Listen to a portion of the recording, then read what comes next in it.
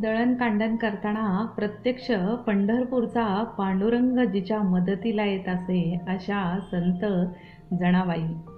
एकदा असेच जनाबाई दळणकांडण करत होत्या. त्यांना मदत करायला पांडुरंग आले, परंतु परत जाताना त्यांचा शेला ते विसरून गेले. चुकून जनाबाईच्या घरात पडलेली वाकळ गोधडी शेला म्हणून अंगावर घेऊन गेले. पण इकडे मात्र मंदिरात वेगळाच गोंधळ उडाला.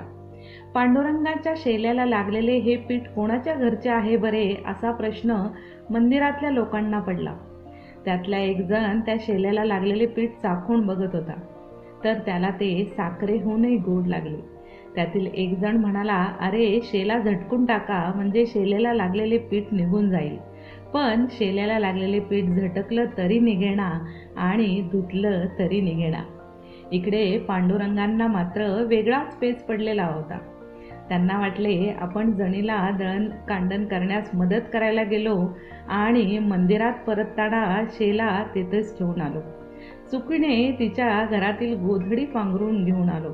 आता लोक जणीला बोलतील, पण झालं मात्र उलटच. मंदिरात दर्शनाला येणाऱ्या भाविकांना व लोकांना विठ्ठलाच्या अंगावर शेला घेतलेला दिसत होता.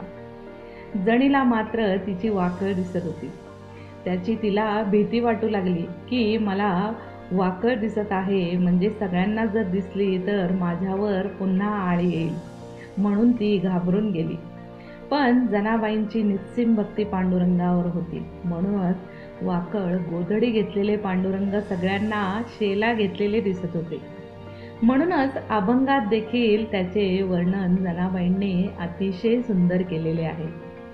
फक्त जणीसी दिसे होती तिची ती वाकळ, विठ्ठल प्रेमे भरून आले जनी रडे घळागळ.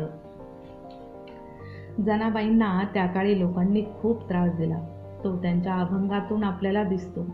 एकदा जनाबाई एकादशी दिवशी पांडुरंग दर्शनाला गहिवरलेल्या अंतकरणाने पूजा साहित्य घेऊन मंदिराकडे गेल्या. त्यांना मंदिराकडे येताना पाहून मंदिरातील लोकांनी त्यांना मंदिराबाहेरच अडवले. पूजेचे ताट भिरकावून दिले. एवढेच नाही तर विठोबाच्या गळ्यातील सोनं चोरल्याचा आरोप देखील त्यांच्यावर लावला. ते आणून दे म्हणून तिला दम दिला. ज्या विठ्ठलामुळे आपल्याला लोक नाही नाही ते बोलत आहेत, त्याच्यामुळे मला नाही नाही ते सहन करावे लागत आहे, त्याचा त्यांना वैताग आला. त्यांनी त्यातून त्यांच्या अभंगातून अरे विठ्या मूळ मायेच्या कारट्या अशा सात्विक संतापाने रागाने विठ्ठलाला अक्षरशः शिव्याही दिल्या आहेत. मी चोरी केली नाही म्हणून जीवाच्या आकांताने त्या लोकांना व्याकुळ होऊन सांगत होत्या. तरी देखील लोकांना तिचे खरे वाटत नव्हते. तिला मारहाण केली, तिला सुळावर चढवण्याची शिक्षा दिली. पण त्यावेळी चमत्कार घडला. त्या सुळाचे पाणी झाले. विठ्ठलाची नितंत भक्ती करणाऱ्या संत जनाबाई लोकांना त्यावेळी कळाल्या. लोकांनी त्यांचा जय जयकार करायला सुरुवात केली. जनाबाईंचे विठू माऊलींशी असलेले भक्तीचे नाते हे त्यांच्या संपूर्ण आयुष्याचे जीवनाचे सार होते.